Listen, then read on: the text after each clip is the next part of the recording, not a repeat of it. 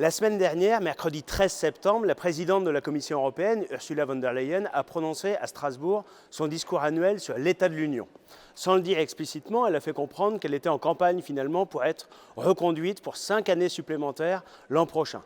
Von der Leyen a défendu son bilan, pourtant catastrophique, sans se remettre en question une seule seconde. La présidente de la Commission a ainsi expliqué que le pacte vert, qui interdira notamment la construction de voitures thermiques en 2035, serait profitable aux économies européennes. Pourtant, il augmentera considérablement le prix de l'électricité tout en étouffant les entreprises sous le poids de la réglementation. Le pacte vert n'a cessé d'accumuler les lois contraignantes pour les États et surtout pour les entreprises dont la compétitivité est ainsi lourdement handicapée. Les PME n'arrivent plus à suivre. Entre 2019 et 2022, l'Union européenne a accumulé 570 nouvelles normes et contraintes et plus de 3700 pages de législation supplémentaire. Nous décrochons face à Pékin, face à Washington, en raison de cette surréglementation et cette bureaucratie devenue obèse.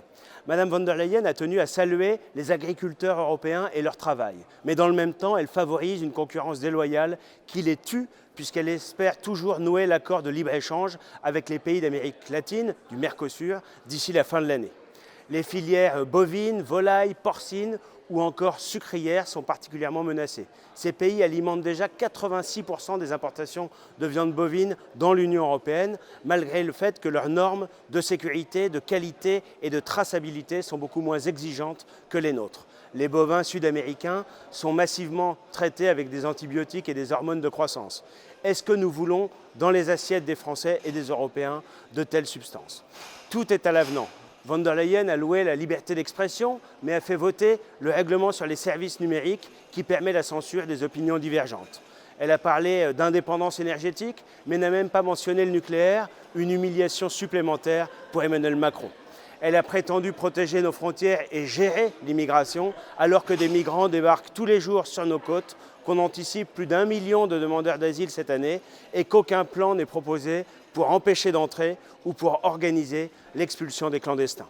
Enfin, Ursula von der Leyen promeut l'élargissement de l'Union européenne à 30 pays, et même au-delà, alors que l'Union européenne à 27 a déjà tant de mal à fonctionner. La Commission von der Leyen touche à sa fin, et c'est tant mieux.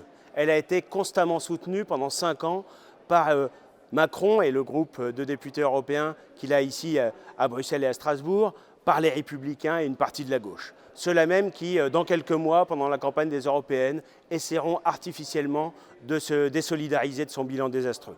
Le bilan de von der Leyen, en réalité, c'est leur bilan.